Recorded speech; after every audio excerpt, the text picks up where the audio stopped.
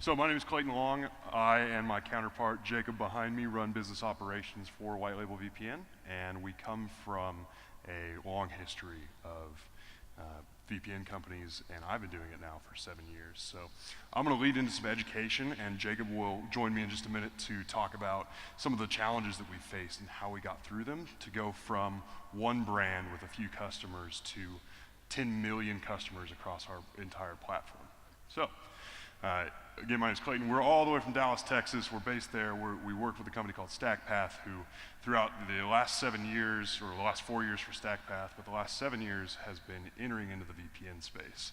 It all started with a brand called IPVanish, which now has nearly 1 million customers on its own and has progressed into 6 brands as well as 75 wholesale partners.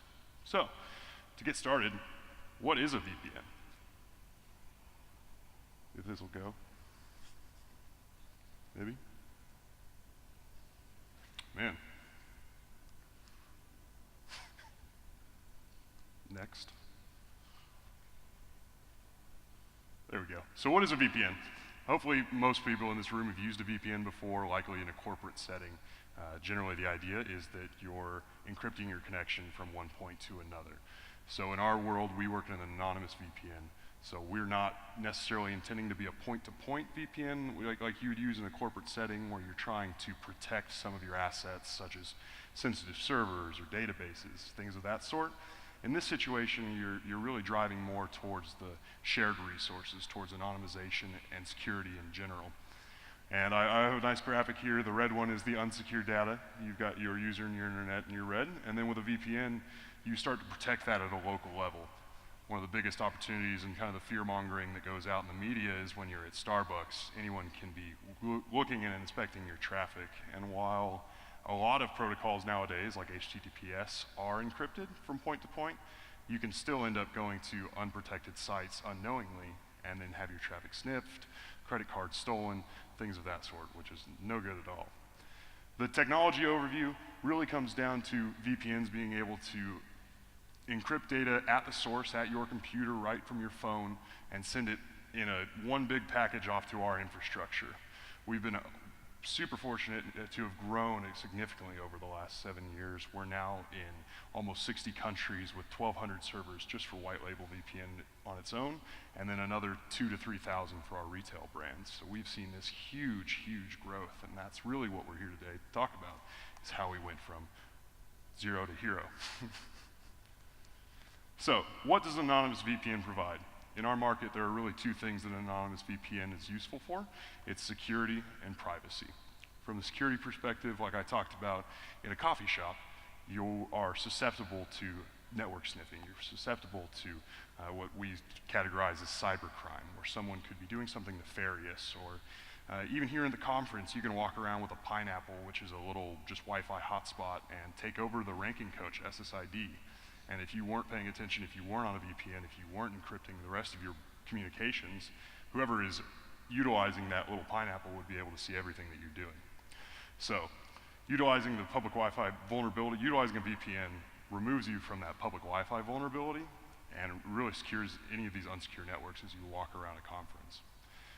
From a privacy perspective, we see a lot of it in ISP spying and censorship.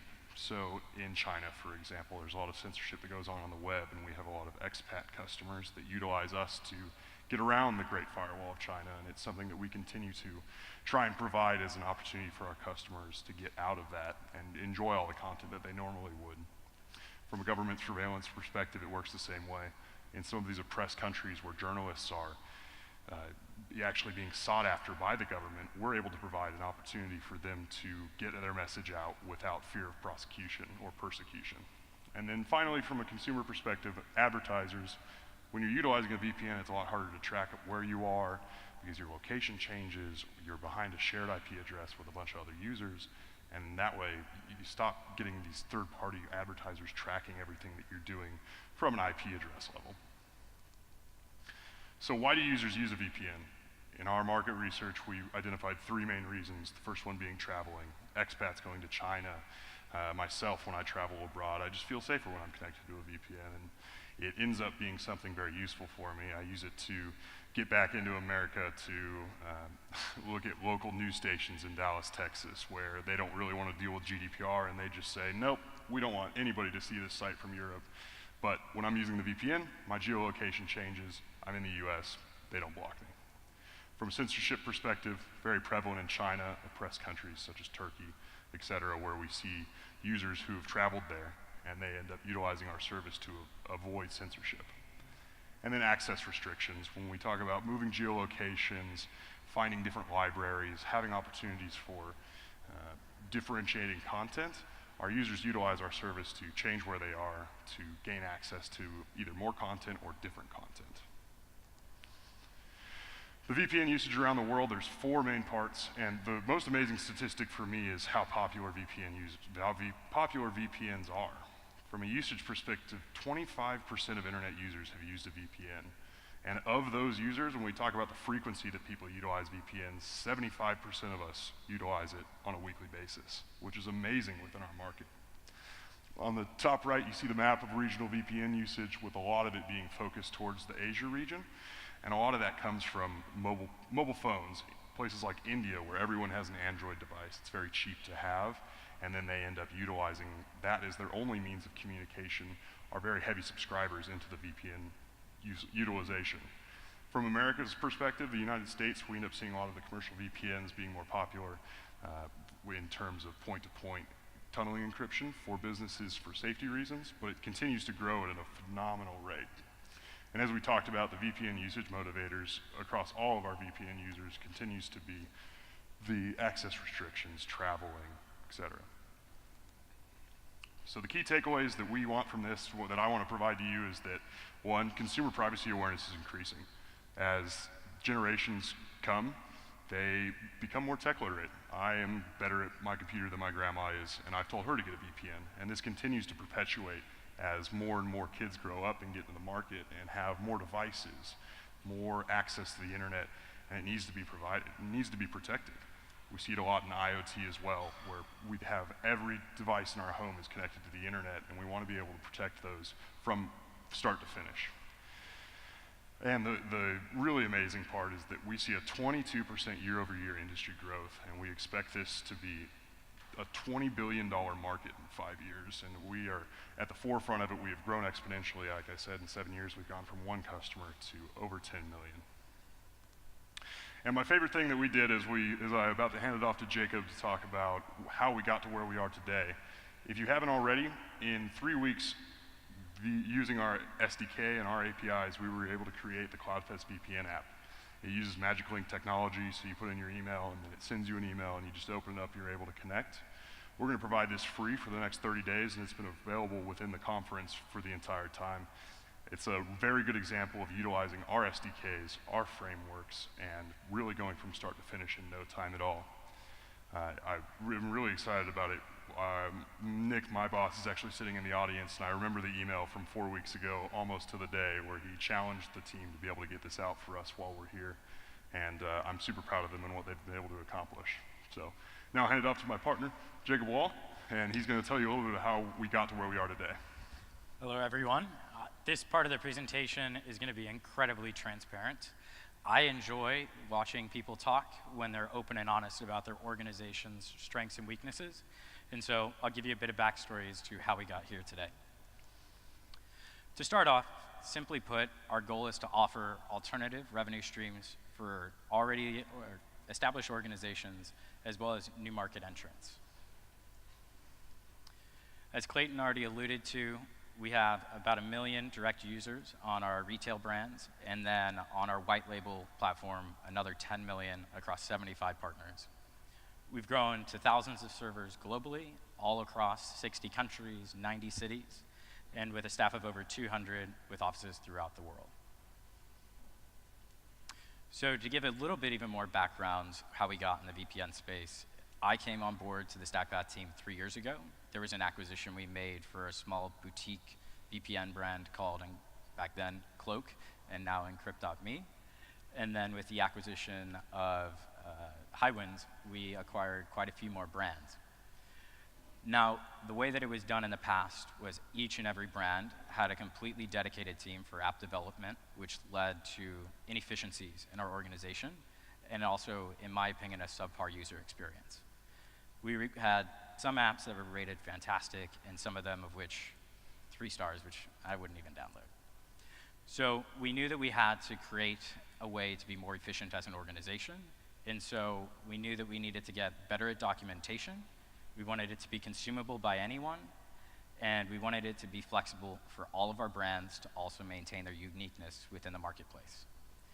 But how do we do this? We flew out our entire team to Florida, and we spent an entire week in our office and delegating down tasks. What did we want to get done?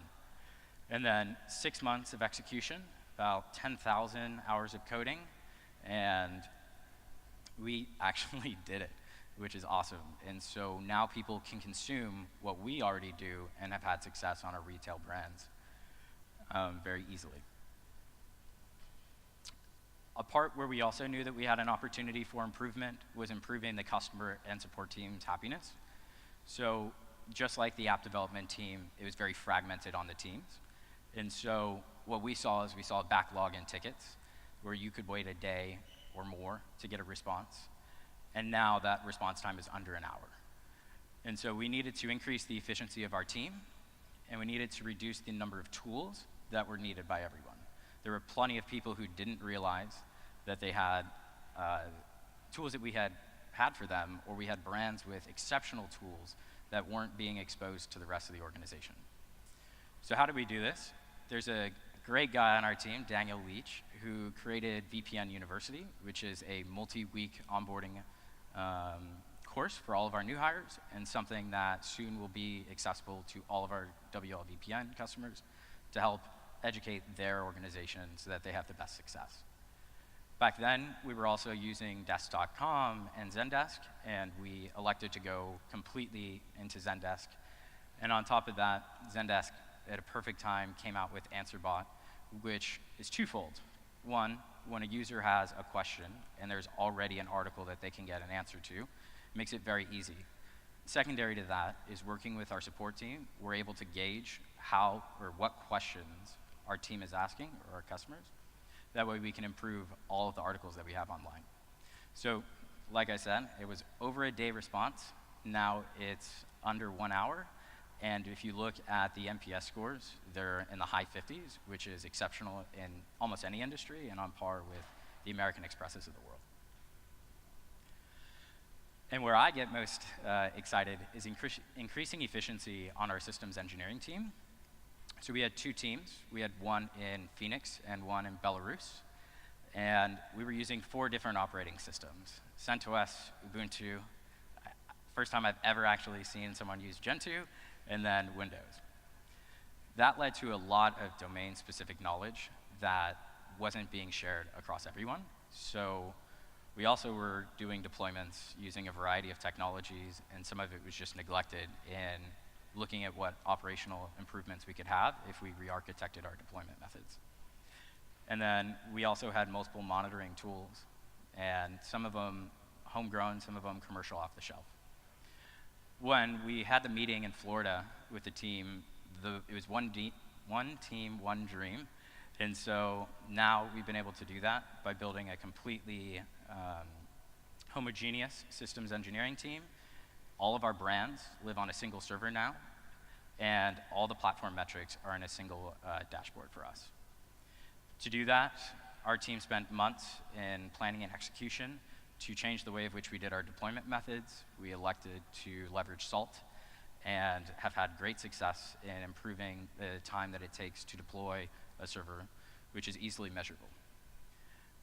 We also migrated away from all the other operating systems and picked CentOS. So sorry, Windows, you don't get a few $100,000 a year in licensing now.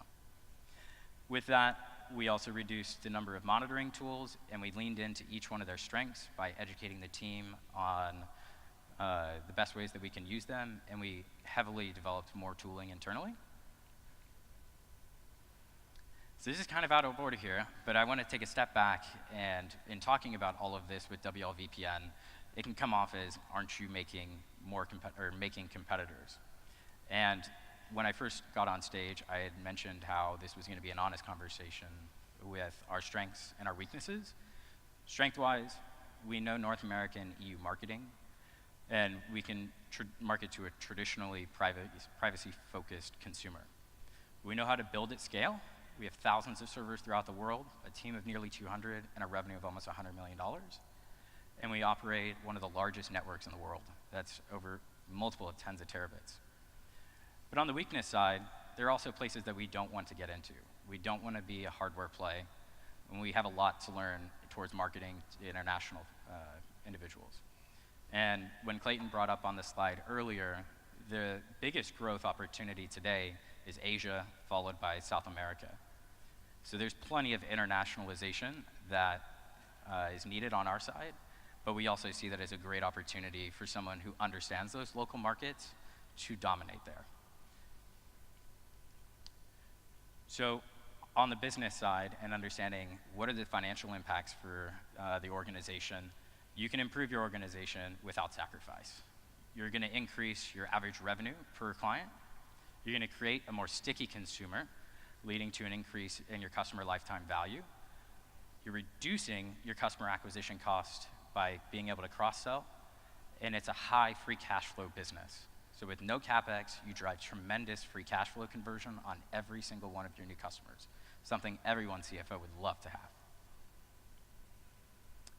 So that's that part of the presentation. Would love to answer any questions that you all may have.